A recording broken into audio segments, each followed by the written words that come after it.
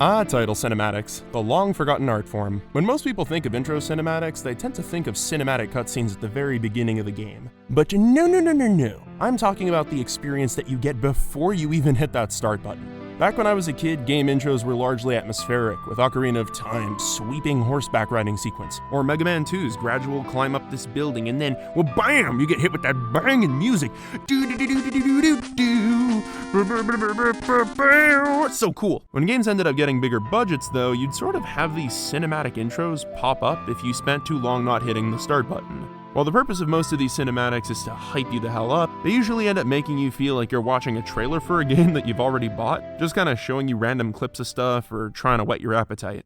All of that changed though when Left 4 Dead revolutionized what could be done in a cinematic opening cutscene.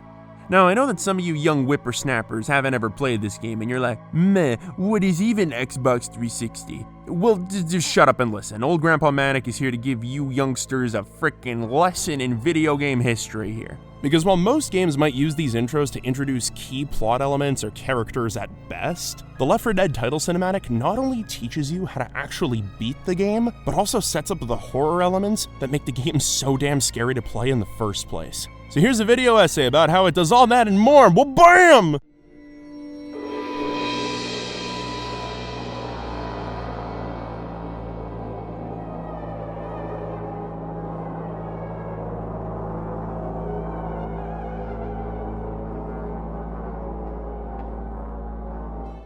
Okay, so first off, one thing that sets this intro apart is that unlike the ones that only pop up if you wait too long at a start screen, Left 4 Dead throws its intro right at you before you even have the chance to start the game, which lets you know that you should be paying attention to what it is you're seeing, and that this wasn't just some afterthought that was thrown into the game at the last second. The intro starts by giving us some information about the in-game world when Bill, while completely ignoring standard recommendations for health and sanitation, notes that the infected are starting to change. We then immediately hear the deep sobs of a woman, who Zoe and Bill decide to check up on. They open the door to see if they can help the new survivor, only to realize, uh-oh, she's infected. Before they can startle the witch though, Bill gives Zoe some nice friendly advice. And we learn that Bill is as wise as he is unsanitary.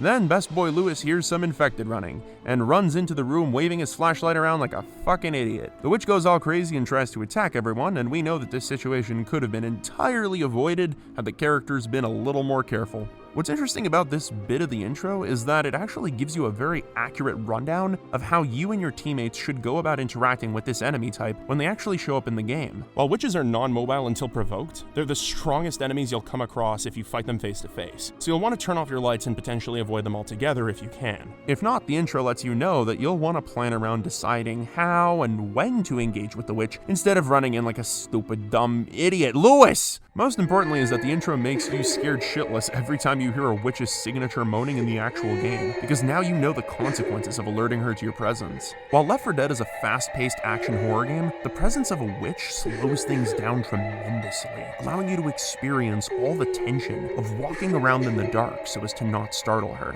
And that experience just wouldn't have the same kick to it had you not seen it in the intro cinematic first. Okay, so Left 4 Dead is a game that's ultimately built around one simple premise: getting your whole team from point A to point B without dying. See, back in the day, most video game campaigns involved being this single badass super soldier with the occasional alien sidekick. Games would let you mow down even the toughest enemies all on your own.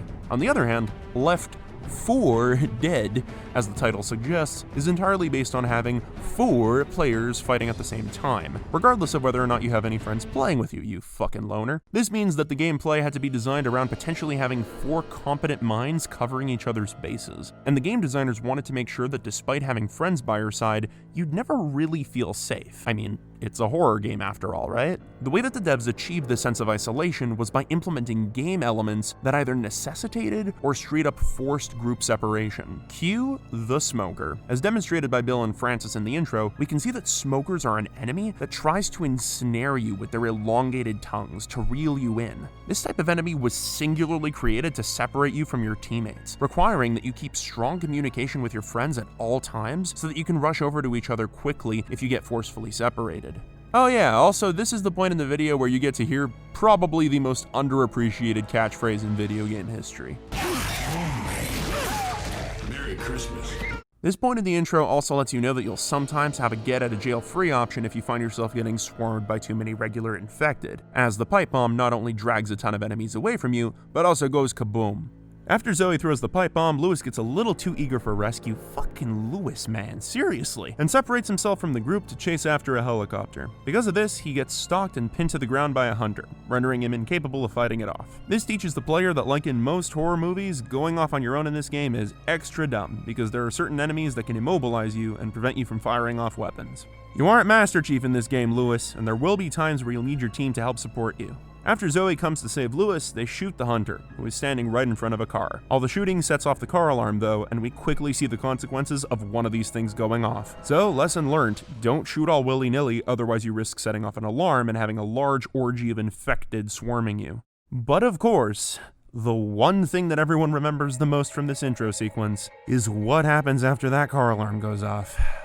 The thing that for a single second turns our badass Francis into a scared little bitch. You see, the first time I saw this as a kid, I remember thinking, please God, tell me I'm not actually going to have to fight one of these things in the game. The cinematics for this scene are flawless, from the buildup of every smaller infected moving in slow-mo, to a car whizzing through the air past the survivors, all reaching a climax with this chilling vocal that keeps going higher and higher until you see a tank, basking in unholy light, charging toward the frightened team of 4. And so it is Lewis who asks the only panicked question he can muster: run or shoot?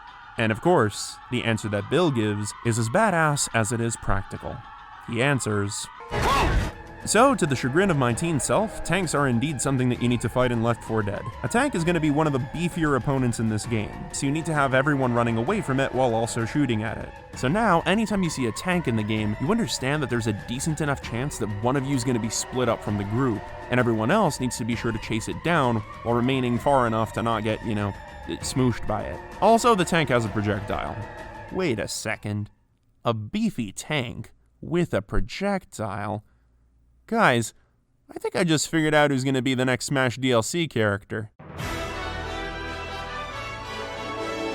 Memes aside, no phrase could possibly sum up how to deal with a tank better than run and shoot. Yet again, this intro helping you beat the game before you've even played it. In conclusion, the opening cutscene in Left 4 Dead is among the most memorable in video game history. You get to see the consequences of your potential mistakes beforehand, making your first interactions with the game's special infected so terrifying. It's an intro that makes it all the scarier the first time you hear the echoey, creepy weeping, followed by Bill telling you to turn off your flashlight. You know what'll happen if you're not careful, and you know it ain't pretty. Having a horror element pre-conceptualized for your audience can be a great way of turning something mundane into a genuine scare when it's reintroduced. So, while one of the best perks of the Left 4 Dead intro is how it teaches you how to play the game, its real strength is that it creates the cues that generate these heart-pumping moments. Moments that are predictable, but horrifyingly so, because you've seen what happens if you fail. And you've seen all of this before you've even started to play the game.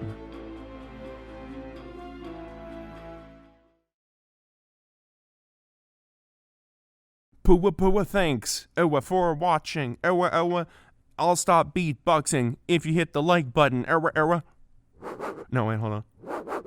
There you go, I can do like a little, There you go, I just lost all my subscribers from the hip-hop videos. Peace out, hope you enjoyed the video, I enjoyed making it.